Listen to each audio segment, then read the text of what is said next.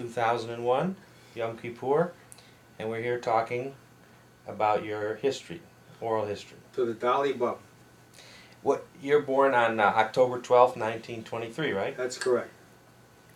And grew up in Detroit. Where did you grow up?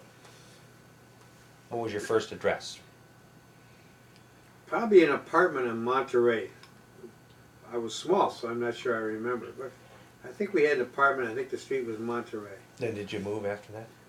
Yeah, we moved a lot. Where'd you go to school? Well, I went to Roosevelt Elementary, Durfee Intermediate, went to Central High School, and then the family moved, and I graduated from Northwestern High School. Class of? 42, I think it was. Did you have a job when you were a little kid? I worked all the time. You grew up in the Depression, didn't you? Grew up in the, well, Depression was 29. Things weren't too good before that, at least for my father. I don't know. What did your father do when you were born? What was he doing? Well, my father said that he sold pipes and some other things too, but all I remember him really selling was insurance. Right. And he was pretty much a person that worked alone. I think he had an office and a desk somewhere, and then he pretty much worked alone. You remember when your little brother and sister were born? Oh yeah.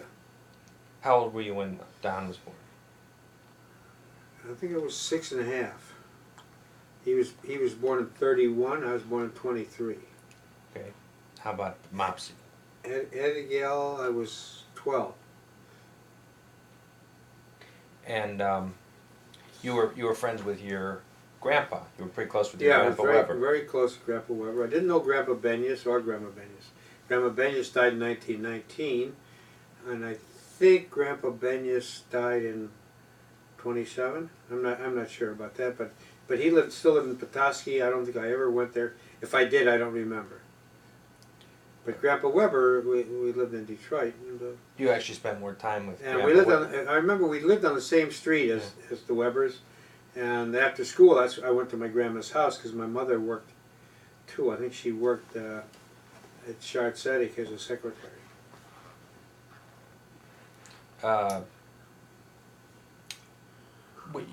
You actually spent more time with your grandpa when you were young than with your dad, didn't you? My dad, yeah. What did Grandpa Weber do? He had a store where he sold store fixtures for restaurants, mostly used. Somewhere where he made a living. I have no idea how, but they lived okay. Mm-hmm. And, now, what did you do? You said what was remember what your first job was? yeah, I do. I sold magazines for a nickel apiece. I had a route, and I sold the Collier, Saturday Evening Post. Magazines were a nickel. I had to go like door to door and get subscriptions, deliver them by the week. I was pretty young. Then I had a newspaper route when I was about 12. What newspaper? I think it was Detroit Times, and that could have been a quarter of a week or something like that, which I also had to collect. Sometimes people didn't have the quarter. It was not a good business. And then when I was about 15, I went to work selling shirts. I went to the United Shirt store. It was called the United Shirt, and went there after school. So I didn't do much studying. Just squeaked by school. Did you work in a bowling alley when you were a kid? No. I worked in a bowling alley after the war when I was in Chicago at an art school. I had a little business where I photographed prize-winning bowlers. When you were in high school, did you run track in high school? No, didn't do it. No, I worked. I ran track only at Wayne, and I was only there a short time, less than a year. What year did you start? I was drafted. 42. I was 42. Okay, so you graduated Northwestern High School in spring of '42. Yeah, it must have been. And then were you only there your Then last year? in the fall, I started Wayne University. Did the family moved? That made you change high schools? Yeah, they moved from Calvert, which was right on the edge, the block that was actually attached to the school, to Pingree, where my future wife lived, but I didn't know her. My wife to be love of my life. You were you were born on Pingree, weren't you? No, I was born. We lived in Philadelphia, and then we moved to Pingree, which was the next block over. But did you actually live on Pingree, or I lived just, on Pingree, 2448 Pingree, near LaSalle. And when was that? What years? Well, probably 39, 39, 40. I should have really been in the class of 41. I lost some time as we changed high schools. I see. Probably should have been in the class of 41. And what did you do when you were in high school? What do you remember doing for fun? Not very much. I had to walk a long ways. It was a long ways. I had to walk more than a mile. Probably took me a half hour. And then afterwards I got on a bus on Grand Boulevard and went to work in the shirt store where I worked about 8, 9 o'clock at night. I came home. Did whatever little studying I could do, which wasn't very much. What store was that? United Shirt, and it was on Woodward Avenue near Grand Boulevard. I do remember that. And So in the summer I worked at United Shirt downtown at a bigger store. So this, I didn't follow. You were living on Pingree before or after you went to Northwestern High School? Were you, Well, I was at Central when we moved. you were living at Calvert and going to high school at Central, and then you moved to Pingree. Moved to Pingree, and they wouldn't let me. They wouldn't, even though other people lived there. They wouldn't let me continue at that school. They said I'm out of the district. I have to go to Northwestern. I see. So I didn't know anybody there. Didn't have any friends there. Yeah. I moved there probably in 11th grade, maybe 10th grade, probably 10th grade. Did you eventually make friends at Northwestern? Yeah, I did have a few friends. I don't remember who they are. So where were you in December '41 when the Pearl Harbor attack took place? That Sunday, I was home. We were listening to the radio. We heard the news. Families always listen to the radio. Usually on Sunday night, there are programs that we liked. Jack Benny, was that on Sunday night? Probably. Probably. Do you remember what time of day you heard the news? The attack would have been probably about 12:30 Eastern Yeah, time. I was going to say it was about It was the middle lunchtime. of the day. Was it? About lunchtime. They break in with a Yeah, bulletin. We didn't know what Pearl Harbor meant. Had no right. idea. You know where it Japs. was. We weren't even sure what Japs were. Did you know what Hawaii was? Did you know Hawaii was a territory? Nah. Well, we probably heard of Hawaii, but it wasn't a state. Just some islands in the middle of the Pacific. Didn't mean much. What were you? What was your attitude about the war that had been going on for a little more than 2 years at that point in Europe? Did you follow it much, or was it just kind we of a didn't distant follow thing? it that much. We knew there was a war. Mainly, we did hear about England. We knew about Dunkirk, where they lost a lot of boys, didn't make it into Europe. We heard about those things. We didn't know anything about the ghettos, about the Holocaust. Nothing. There were little bits of pieces, but it didn't mean much. Did you have? We were more concerned about anti-Semitism here because we had a Father Coughlin, who was a Catholic priest, who was a virulent anti-Semitism. At that church on Woodward and Royal The Oak. Shrine of the Little Flower, and he had a lot of followers, and there were also a lot of Germans that lived here that were in favor of Hitler. We had the German, I think it was called the Bund, and that's what we were concerned with, more about. Was he preaching just in the church, or was it on the radio? No, or? he was on the radio, but I think his sermons, I didn't go to his church, but I think his sermons were from the pulpit and on the radio, and they finally stopped him, the Catholic hierarchy. Really? But he did a lot of damage. What about Lindbergh? Lindbergh was a We German knew about sympathizer Lindbergh. too, wasn't he? Lindbergh's flight was in 27, but he was a big hero, and then he espoused Hitler. He thought Hitler was doing a good thing for Germany, bring him back. In the 30s, in the late 30s. Because there was no television and radio was pretty much stories. There was if there was news, it was like 10 minutes.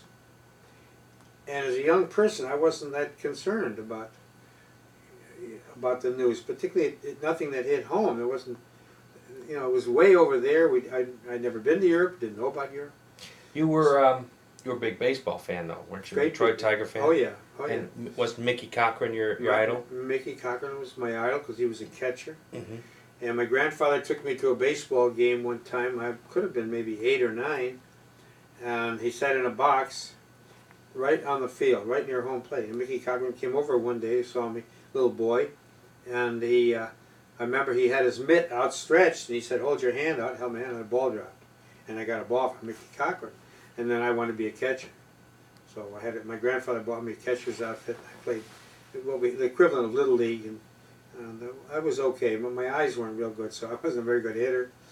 Did you wear glasses then when you were a little Yeah, boy? I had glasses and. Glasses. Did they have masks? I had a mask and I had to wear glasses on that. It wasn't really good. I did okay, but not great. So it was some kind of organized league for the kids Yeah, to it play. wasn't called Little League. It was called something else. Yeah. I forget. What about Hank Greenberg? Was he? Well, Hank Greenberg was Jewish, like maybe the only Jewish player in baseball. Yeah. And he was great. Yeah. He had a lot of home runs, and he was the hero. Didn't the Tigers win the series in '35? They won the series in '35, and there was a big controversy because Hank Greenberg had to play on Yom Kippur, and he had to get the rabbi's permission to play. I think he went to shul in the morning, and then played that afternoon. Really? But that was the news. That's what we heard. Yeah. And then there was also Joe Louis, who was a black fighter, but he was from Detroit, and he was knocking out everybody, particularly Max Schmeling, who was from Germany, and that. Everybody knew Joe Louis, and we listened to the fights. We listened to Tiger games. They were dancing in the street when he won. Well, I know that I was 5 years old when the Tigers won the series in '68, and I don't have a vague memory of it, and I wasn't really into baseball at that time. But you would have been 12 when the Tigers won the series in '35, right? Oh yeah, and I was playing baseball in the summer, and I think my activity was playing catch. Really? With neighbors, yeah. I remember that's all we did. We slept with a mitt. So you love baseball? Loved baseball. Playing catch was like the thing. That was it. Didn't know about girls. Were there any sports, football or hockey, any other sports you're interested in? Football came about with the University of Michigan with Tom Harmon, because he was 1940 when the Heisman great Trophy. athlete, and then the games were broadcast. And on Saturday I did listen to the U of M games. Didn't know about football. Never saw a football game, but Tom Harmon was a big hero, and there were some other great heroes. I can't think of who they are. Now, you had a brief football career yourself, did you not? Yeah, one game. Tell me Hurt the my story. knee. Were you were running track at Wayne State? And the coach needed a running back. See? And guys are being drafted. This was what year? 41. You started college 41, right? Yeah, 41. Yeah, 41, 42. I don't remember 41 or 42. Okay. So, yeah. So I Well, if suited they're up. being drafted, it would have had to be 42, right? Because Yeah, I had about 3 practices. I didn't hardly know what I was doing. you were very slender and very fast, right? I was very fast. Yeah. When did you? Interestingly enough, I had a nickname called Flash, which later turned out to be Flash Ball. Uh-huh. But at the time, I was called Flash. I was really a very fast runner. Did you join the track team your freshman year? Yeah. What They prompted took you? anybody, Eddie. What prompted you to go out for track? Mainly because of my reputation in baseball. Mm-hmm. I could run, but I knew I couldn't play baseball. 'Cause by that time, my eyes were really giving me a lot of trouble, and I wasn't seeing that good. But I thought I'll try it. So I went out. They gave me track shoes and a little suit, and I ran in some practice. I wasn't in a meet. But the football coach, took you away from the track team. Right. To In play the fall. football. One was the spring, and then there was the fall. I see. So And the I hurt following myself. fall. And I hurt myself. Tell me about the play Well, you went in. Well, I ran with the ball, and the guy tackled me sideways, and I didn't know about rolling, and my leg was going out that way. My leg was sticking out the wrong way. It tore the ligament. Yeah. And I went home, and there was no surgery then. They put ice on it, and I got into the Army after that. I was drafted soon after that, so I never went back to Wayne. Do you remember when you were drafted? 43, spring of 43. Spring one. So you started Wayne. You figure fall of 42 or Yeah, I think it must have been 42. fall of 42. And then the spring of 42, and then I was drafted. What- I was there like January, February. I think I was drafted in March. Tell me about the draft. How'd the draft work? Did you have to register for it? You had to register as soon as you were 18. and then they had a lottery. They pulled numbers, and they were giant groups of guys. Beginning of the war, and I was drafted. I remember going to downtown Detroit and getting on a train, and my father took me down there. I remember that. Did you get a notice in the mail that you Got a notice in the mail to report to a place. Got on a train, went to Camp Custer in Battle Creek, in Battle Creek. where your father went? And my father had been there in World War I. That's right. That's right. And there I got a uniform. Took all my civilian clothes. They gave me a package. They sent them home. I think it was free mailing. Sent my civilian clothes home. What'd you take with you when you went to draft? I don't think I took anything. Just the clothes on your back. I was into photography a little bit by then. I started doing photography when I was about 15. So I had an inexpensive camera, but I don't think I took my camera. I don't know why I didn't. I just went. They didn't tell you to take anything. Okay. Wherever you wore. Let me go back a step. Back to the Pearl Harbor. Everybody knows where they were when they heard the news about Pearl Harbor. No, you remember. I was in the living room watching the radio, listening to the radio. Was Roosevelt? I imagine he was the first president you have any memory of. Or did you remember Hoover before that? No, you're right. You're right. Roosevelt came in 32. Yeah. This was 41. But you would have been 10 when Roosevelt was inaugurated, March of 33. Do you remember Herbert Hoover and the? No. Do you remember the crash, 29? I do remember that my father didn't have work, and I remember one time I got a job as a kid in the summer, working for optical company. My Uncle Morris was an optometrist, and optical companies would make the glasses. The optometrist would measure the eyes, and everything was downtown Detroit. There was nothing in the suburbs. And they needed runners. So he got me a job with Schulte and Fox, and I would go to work like 9 o'clock in the morning in the summer. This was after my baseball career, and I got something like $15 a week, plus I got some car fare. And the idea was I could take streetcars or buses to the various optometrists that I would have to go, about 10, and pick up the orders, take them to the lab, and then when the glasses were made in 2 or 3 days, deliver them. I had a route. But I used to save the car for them. I used to run.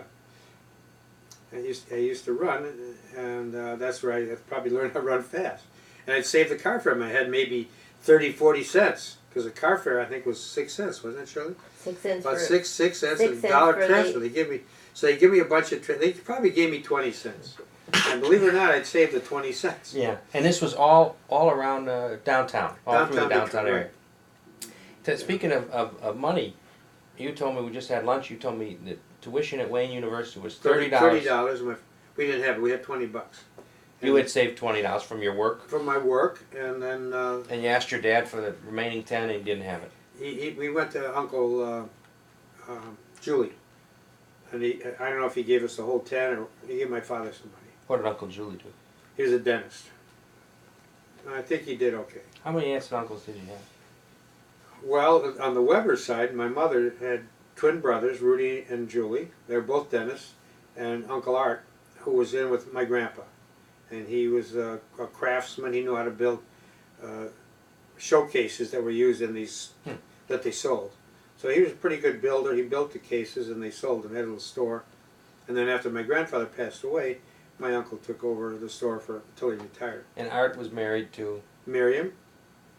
And Julie? Julie was married to Gert. And Rudy? Was married to Sally. I don't remember Uncle Rudy at all. Yeah. How about on the Benyas side? Benyas side, the only one I really knew was Uncle Morris, because he was one of the optometrists. But there was Uncle Aaron. See, they were younger. So they probably were in school. Aaron went to law school, could not get a job, couldn't make $1 as a lawyer. And his brother Morris sent him to optometry school. He became an optometrist. There was also, my dad had a sister Pearl who was married to Murray Jackman. He was an optometrist.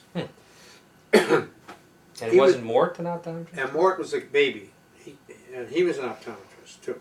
But he was 10 years younger than I am. 10 years older. 10 years older. So he was born in 13, I was born in 23. Right. Yeah, 10 years older. Yeah, Morris was the oldest brother, right? Right, and then Pearl. the women, Pearl was married to Murray Jackman. Mm-hmm. Hannah lived in Chicago, and she was married, I can't remember his name. She had two husbands. He passed away, I can't remember their name. And then there was Ida, who was my dad's youngest sister, and she was married to a man in the Merchant Marine, and he was a captain in the Merchant Marine. And they lived in some other city, I don't know, I didn't know her. She died young. She died of breast cancer in her 40s. Did he go off to the service? Yeah, and then he went off to service. And He lived through the war. Somebody died in a submarine. Right. He had two boys and a girl. The girl's Darlene, and one son, Seymour. Right? Seymour, I think was his name, was lost in a submarine during the war. And he had another son who I don't know if I ever saw him. They lived out of town. After he lived through the war and lived someplace else. Seymour's last name was Rice. So that was Rice. Ida's son. Ida's son, right. Okay. So of the aunts and uncles that you typically saw, Uncle Morris And Mildred, Aunt Mildred. who was a music teacher in Detroit, so Mildred was married to Morris. Morris. Oh, okay. And Aaron. well, no, they were younger. No, I saw Aunt Pearl, who was married to Murray Jackman. We'd go there for dinner sometime. What did Murray Jackman do? He was an optometrist. He had two sons. One became a doctor, and one guy, I don't know, Sherwood, and one. Out in California, right? They moved to California, yeah, during the war, I think. Okay. During the war, they made a lot of money. He made a lot of money because he bought up real estate. During the Depression, he made money as an optometrist. Somehow or other, he made money when nobody else did. And he had a lot of stock. And a week before the crash, he sold absolutely everything to cash and put it in a vault. He didn't put it in the bank because the banks were closed. So he was the only one that had any money. Wow. And he had a lot. Apparently he had a lot. Wow. Because after the war, he started buying property in Detroit. He bought Property was real cheap, right? property was cheap. Bought up Woodward Avenue. A lot of places on Woodward Avenue. I don't know a lot about it, but just a little bit I know. And then he sold everything, moved to California for a fortune. Wow. And they lived out there, and we never really heard from him again. Yeah. The only time I remember hearing is when Aunt Pearl died. We got a call that she had passed away. Yeah. I think my dad went out there for the funeral, and it was they had even converted. They weren't Jewish anymore. They were Episcopalians, so it wasn't even a Jewish funeral. My dad was very upset. Really? Yeah. This was Murray Jackman's wife. Pearl. He lived there in his 90s. She came here once. Pearl came She here came once. here once. I don't remember for We what. saw her. All right. So moving The back other to uncles I didn't really know. The Webbers, we were close. We did everything together with the Webbers. I mean, Right. the family dinners on Friday night. with the aunts and uncles. Aunts and uncles at my grandma's house, and then she died in an automobile accident. You know, both my grandmas were killed in automobile accidents. Oh, both of my grandmas. Edward Weber's wife. Wife What was was killed. her name? She was 33 years old. Wasn't she gay? Etta. Etta. She was only 33. And Grandma Benyas was killed in 1919 In Petoskey. Yeah. in Petoskey, and I don't think she was much older than that, because my dad was very young. Your sister Etta Gale was named for her grandmother Etta. Yeah. And Right. what was the Gale from? We just added it because we thought it would be nice. I see. You know, I don't know who I'm named after. I'm Robert Allen. I don't know who I'm But named after. Yitzchak. Well, Yitzchak was named probably after a great-grandparent who I didn't know. So, growing up in the Depression, times were tough, saving every penny, and eventually you go on to Wayne, and had to borrow some money from a couple uncles to pay for semester. When you were only at Wayne, it was that time it was called Wayne University, right? Wayne University. Wayne University? And Was it Wayne you were State? there less than 1 year. Yeah. So you Less than started one. in the fall, Right. drafted in March, Right. and you go off to Camp Custer. Right. By the way, before I ask you about that, the Pearl Harbor, the news of Pearl Harbor was a shock to everybody, right? And you knew America was at war at that time. Oh yeah. Well, the president came on. President came on. Will you remember the president's speech? Definitely remember the president's speech. The day they shall live in infamy. And then we had rationing. that happened pretty quick. We had ration cards. You could only have so much meat, so much sugar, so much gasoline, and people that worked there was some black market going on because they needed gasoline. Not so much for food, but I think even now.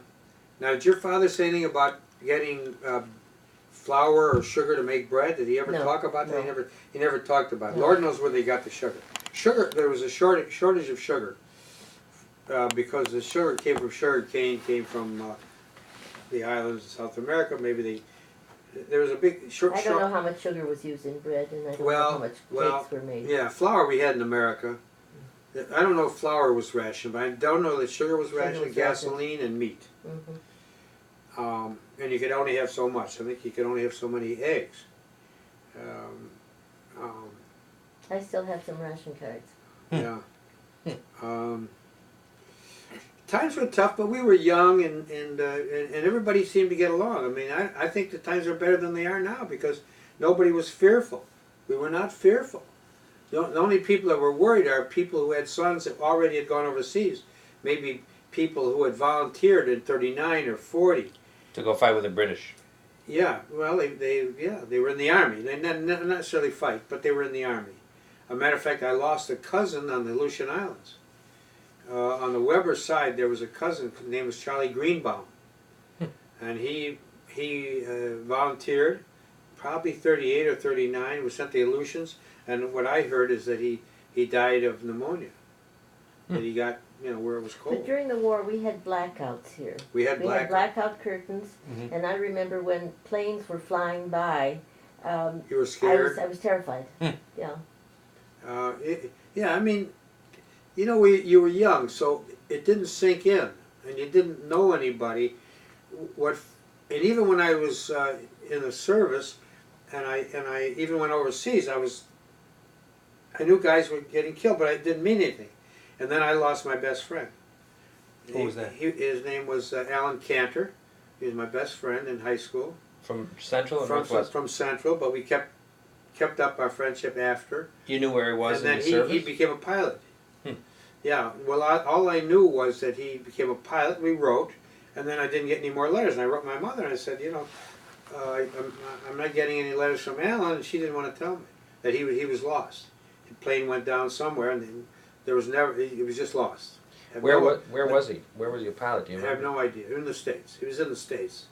So whether he went out in the Atlantic Ocean or into the ground, I never found out. Well, I mean, he was kind of training in the States. Probably training. But not. How do you spell Cantor? K-A-N-T-O-R? C. C-A-N-T-O-R. Yeah. So you're at Camp Custer, and you're going through basic training. Right. And I have a fraternity brother at Camp Custer assigning guys to places. One of my fraternity brothers, older guy, he had already graduated from Wayne, but he was a Pi Tau like I was. Pi Tau Sigma? Pi Tau Sigma at Wayne. And he said, Ben, I know that name. You go to Wayne? I said, yeah, I go to Wayne. You're Pi Tau? Yeah, I'm a Pi Tau. He says, don't worry, I'm sending you to the Air Corps. I went to the Air Corps. A lot of guys went to the infantry. Jeez. They sent me to the Air Corps, and I went to a basic training at an Air Corps field in Texas called Shepherd Field, and that's a good story, because I met a guy on the train. Just happened to meet him. His name was Jim Alta, and he was 34 years old. And at 35, you wouldn't be drafted. So when we get to basic training, they unload this whole train of guys. I don't know how many were on there, maybe 1,000. And they assign everybody to a barracks, Z to A. And they leave 2 guys out, Benyas and Alta. We don't have a place to sleep. So they got to find us a place. So they put us in a barracks where there were 2 beds. On the upper floor where we went were all guys from Brooklyn, and the bottom floor were all guys from Texas, and we could not speak the language. We couldn't talk to Brooklyn, we couldn't talk to Texas. Because everything was shit or fuck. Every other word. So anyway, we gotta go through basic training. And Jim is now like 34 and a half.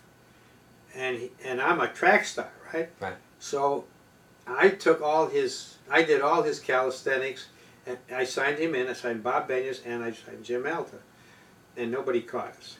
And I did he would go out there and maybe do a little bit, but I had to climb ropes, I had to jump over stuff, I had to go under machine gun nests, and I did it for him. So then we take aptitude tests to find out what kind of training we're going to get, see? So we both pass airplane mechanic. And Jim goes to commanding officer and he says, please don't send me to airplane mechanics. He says, I'm a photographer. I've been a photographer for 20 years. I worked at Detroit Edison since high school, and I'm a photographer. Send me to photo school. He said, no, photo school is closed. He says, well, you don't want me to be an airplane mechanic because you don't want me fixing those airplanes. I don't know what a screwdriver is. He says, you're going to photo school. And he says, well, take my buddy Benyas because he's a photographer too. And I went to photo school in Lowry Field. That's how I got to photo school. That's amazing. Otherwise, I would have been airplane mechanic or, maybe an infantryman, because they were taking guys out. Yeah. They needed infantry. They didn't need airplane mechanics anymore. This was at all Shepherd Air Force Base. In Texas, which was terribly hot. It was in the summer now. Right. This was summer. And Where in Texas is it? San Antonio? No, it's near Lubbock. It's I think it's like northwest. I think. In the Panhandle somewhere. Somewhere in the Panhandle. Yeah. But it's got to be brutal. July. And August it was terrible. Then we go to Denver, which is mile high. Right. And we can't breathe. It took me about a week to. I'm huffing and puffing, just walking. What was that field called? That was Lowry Field. Lowry Field in Denver. Okay. And that was a school. It was basically a school, but you did some marching. You didn't do a lot of training, but you marched every day. You had roll call at 6 o'clock in the morning. You had breakfast, and they would march you. You learned to march with a rifle. And where was the incident where you didn't want to stab with the bayonet? That was in basic training. At Shepherd? Yeah. Tell me about that. Well, that's an interesting story because I had never fired a rifle or I never hurt anybody. I was a sweet, loving, peaceful guy. So I went to the rifle range, and I kind of liked that. That was kind of neat, and I could shoot. I got a marksmanship medal. I'm still there. Yeah, I got a marksmanship medal because I could hit the target even with my eyes, and that was okay. And then they said, okay, now we're going to teach you how to put the bayonet on, and you're going to charge up a hill, and you're going to stab this straw bag with a face on it. And I said, I'm not going to do that. I said, I'm not going to stick a bayonet in anybody. I'm not going to hurt anybody, but you have to do it. I said, no, I'm not going to do it. So the sergeant said, well, you have to do it. It's an order, and you have to do it, or you'll be shot. I'm not going to do it. She says, well, okay, you're assigned to your barracks. So somebody went and got the chaplain. The chaplain comes and he said, they can shoot you. Your family will hear that you're a traitor. You didn't do what they told you to do. You have to do it. That's what the chaplain said. By this time, I'm not listening to any chaplain. I'm mad. I'm not going to do it. Yeah. So a sergeant came to me at night. He woke me up at night. And he said, Benyas, come on, you don't have to do that, but you're going to pass. He said, just come with me. So he took me up to that place. This is the middle of the night. And he says, you know how to put the bayonet on, don't you? Yeah, I know how to put the bayonet on. I'm not sticking it in. He said, I don't want you to stick it in. All you want you to do is hold it in front of the bag. And I'm going to pass you. He said, yeah, I said, okay. I'm dumb. Yeah? I hold the bayonet in front, and he pushed me. So the bayonet went in about an inch or so. He says, you passed. So that saved my life. Jeez. So if it wasn't for that guy, I don't know what would have happened. I don't know whether they let me go or whether they made it. They probably could have court-martialed me. I don't know if they would have shot me. No, I don't think they would, but anyway. They want to make you fearful. Yeah, well, there was a night. So some of the sergeants were really nasty, and but no, I passed. So then I went on to Lowry Field, and that was the end of that incident. So you remember about what time? I didn't tell you about all the women I had at all the fields either. Every field, man, did I have women. There were dances. There were like 500 guys and 2 girls. So was basic training, was it pretty grueling for you, or did you kind of enjoy it? No, I liked it. You liked all the athletics? As a matter of fact, I wanted to be a PT instructor. I applied for PT instructor. I thought it was great. You like doing all that? Because I had just finished, here I am, Track 20 years old, and and I finished track, and I was apparently in good shape. And Yeah. no, I thought that was better than fighting. I thought if I could stay on the base. Right. How about the food? How was the food? I ate the food. It was okay. It wasn't. Did you meet any guys? You make friends with any guys that, other than this Alta? Not there. I did at photo school. So tell me about the photo school, Lowry Field. I was there, I think, 3 months. This had been 40, by fall that- of 42? Yeah, 42 Or 40, 43? 43. Well, probably 43. Probably by 43. Yeah. No, I went in for. I was only in almost 3 years. So you went in, you got drafted in I got 43. my papers upstairs. Yeah. I wasn't in quite 3 years. Because 3 years you get a hash mark on your uniform, and I wanted that, but they discharged me after the war. Anyway, Okay. Lowry Field was 3 months, and I was already a pretty good photographer. Apparently, I had innate ability to take pictures, but I didn't know anything about photography. I didn't know anything about film or chemistry, but I knew how to do it. So I learned. I had classes in chemistry, and I had photochemistry, and I improved my technique, and I learned about different cameras. I learned about a lot of stuff. Learned about aerial cameras, which I had no idea existed, and then when I graduated from there, I went home on a furlough. Was home for like 2 weeks, and then I went to Richmond Army Air Base, and there I had a big love affair. Richmond, Virginia? Richmond, Virginia. Yeah, big love affair. I was there also about 3 months. Yeah, I forget her name. It was pretty nice. Because I had a girlfriend back home, but she was already fooling around, and so I figured I'd fool around. Who was your girlfriend? Joan Goldstein. From Central or Northwest? Who was a classmate of mine. She was a classmate of Shirley's. You went to Central. But we went on some simple dates. You know, kids did. You went to Friday night parties. We didn't go out because there was no money. Yeah. But she was my girlfriend. I don't think she dated anybody else while we were dating. But then after the war, well, she went to U of M. I met she met a guy she eventually married at U of M. So wait a minute. Go back. Lowry Field. You went from Lowry Field to Richmond, Virginia. Yeah, went home for furlough. Then I went to Richmond, Virginia. I was there probably about 3 months, and I was a photographer on Richmond Army Air Base, and I photographed a lot of things there. And I learned to use different cameras, and that was pretty nice. And then I was promoted to corporal. When I finished photo school, I made a private first class. When I got to Richmond after a few months, I was made a corporal, and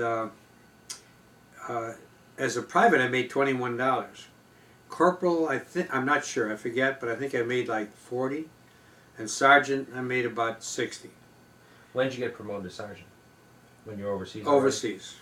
So, from Richmond, didn't you sail from Norfolk, Virginia?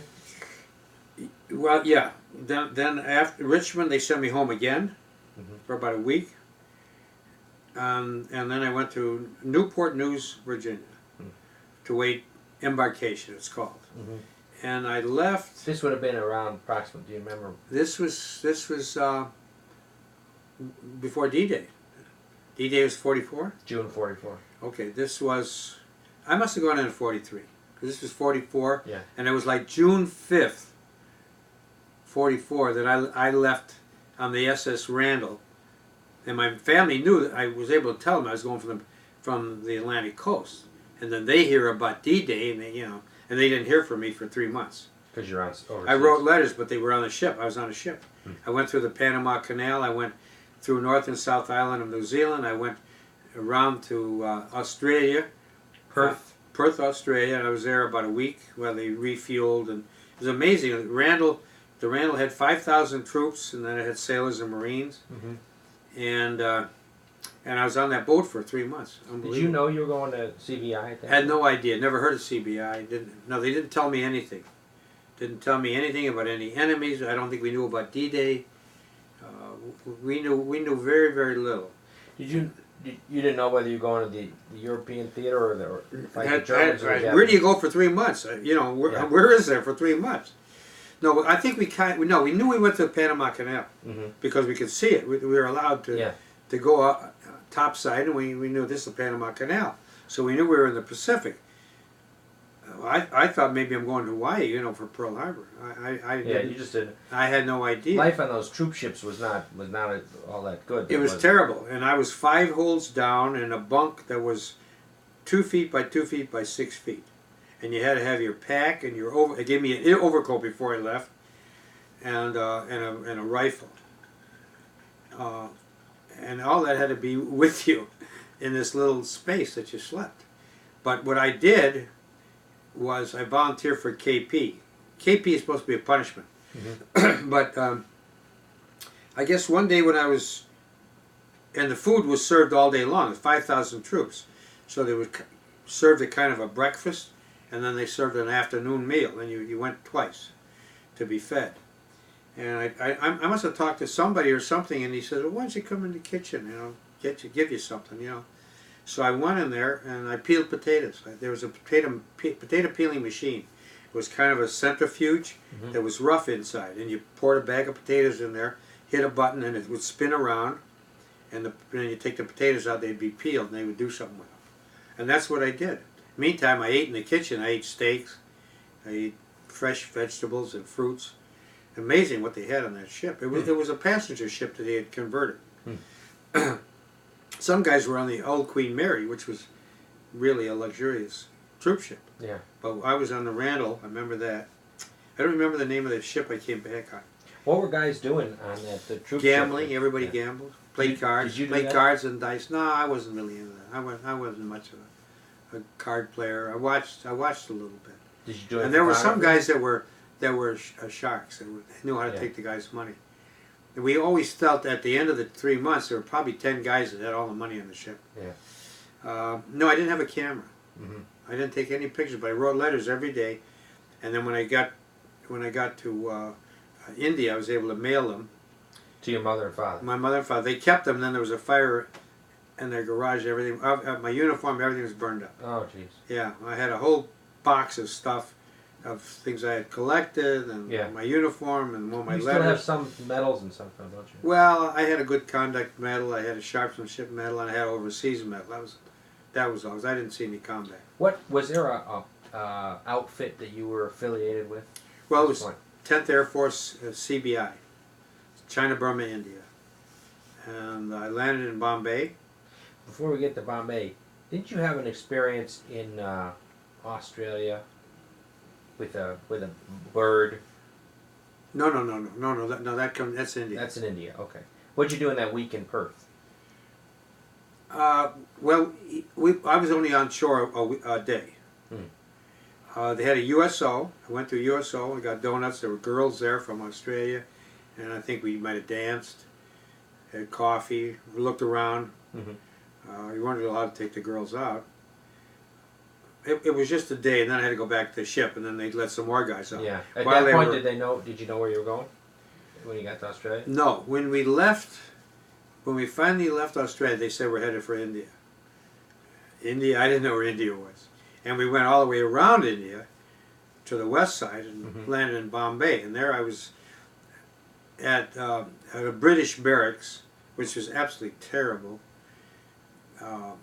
for about a week. And then I was put on a train to Karachi, where there was a base. And that's when I had the incident with a bird. They would stop the train, and chefs, or they were called mess officers, would get off the train, and they would have things to heat, you know, like a barbecue, kind of a charcoal fire, and they would make different foods, mainly soup.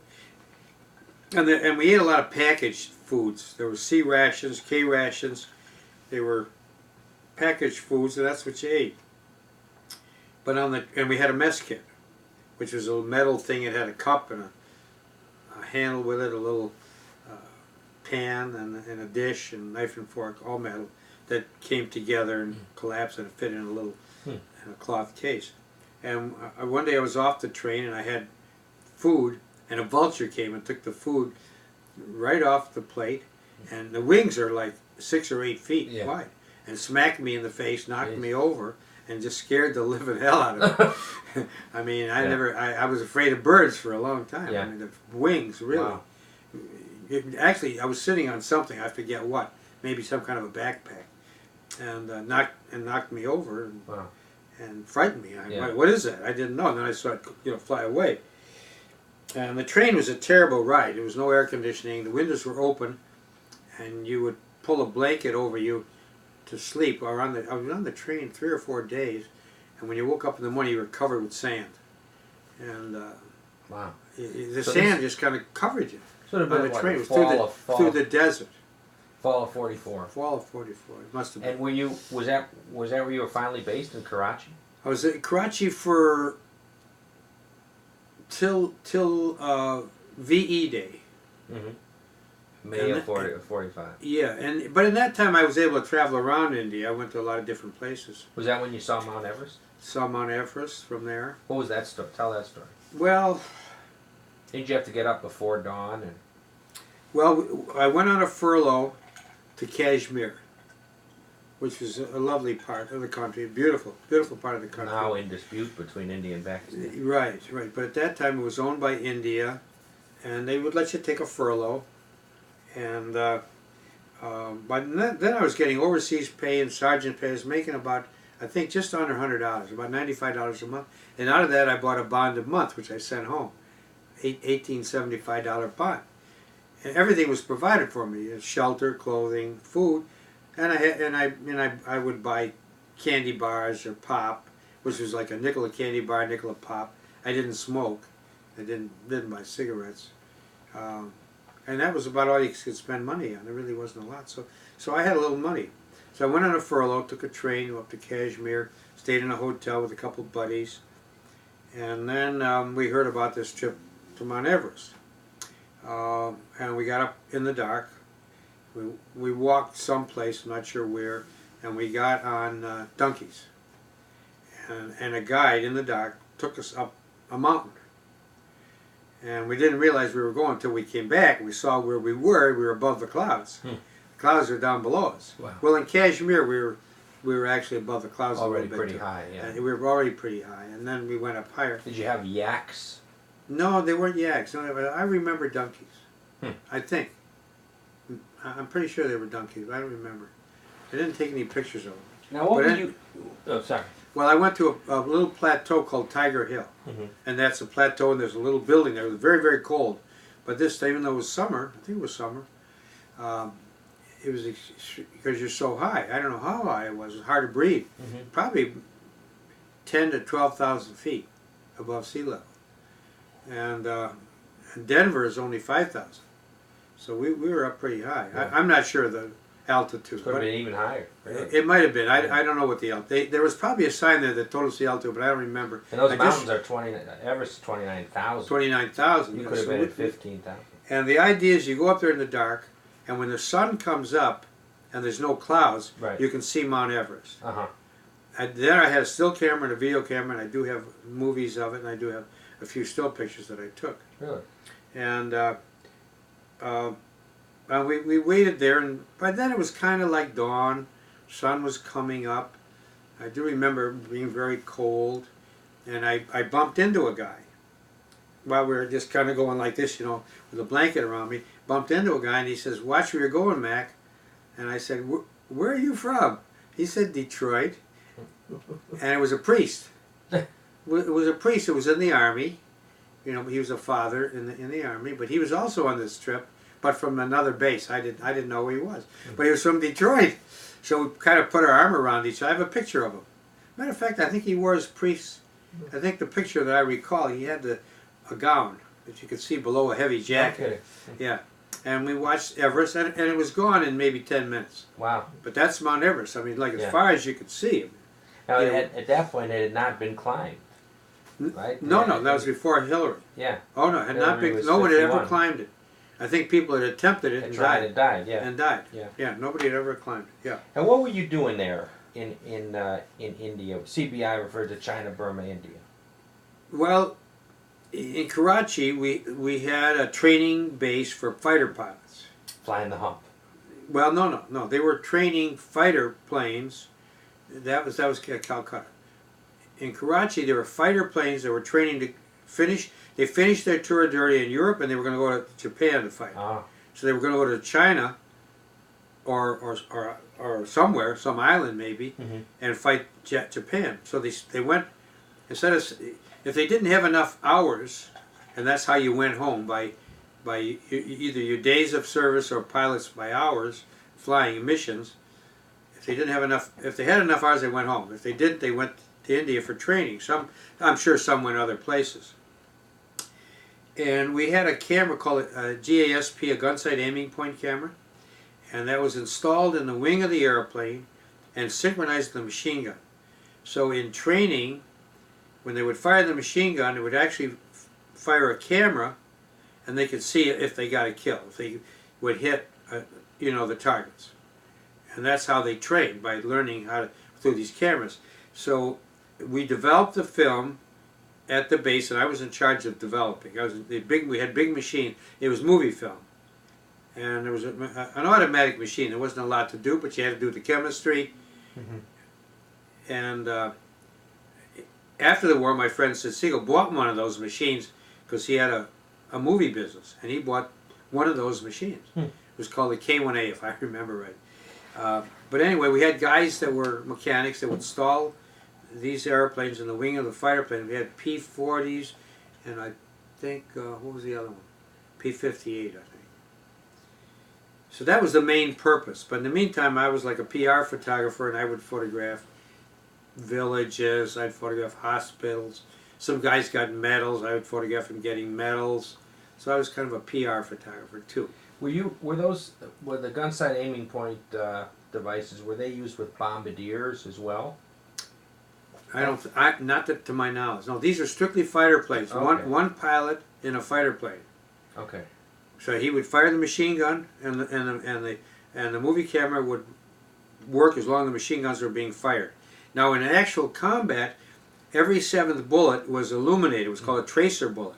So you could actually see it on film. Otherwise, the bullets went too fast. You couldn't see it. All you could see would be the kill or the miss. Right. But you could see the tracer bullets. They glowed some way. I don't know how they did that. Do you have any of those films? Did you keep any of those films? No. That was all Army property. Yeah, and I don't know if the film was recycled or.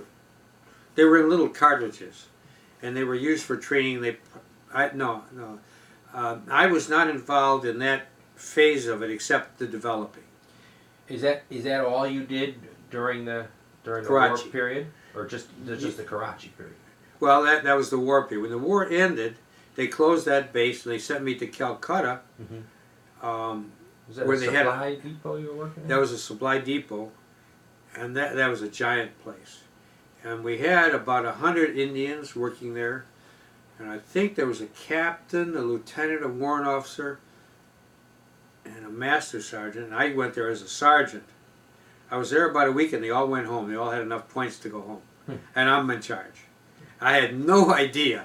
I'm not a clerk. I knew nothing about, buying film or storing film. And I had a mountain of this stuff. And it was coming in from all the various small bases all over India and China. Wherever they were closing, they would bring the stuff to this base. So I had like 100 Indians, and we would stack it up. And eventually what we did with it was we loaded it on barges, which were taken to the Indian Ocean and sunk. They didn't want to send it home. And by that time I knew that in the States people didn't have film, they didn't have photographic paper, and we had tons of it they didn't want to sell it. I tried to get them to sell it. I said, sell it to India and make some money on it. Why you? But that was beyond me. I mean, I'm a sergeant. They were selling the raw supplies, not the finished. In other words, not the finished films from the fighters. Unexposed film.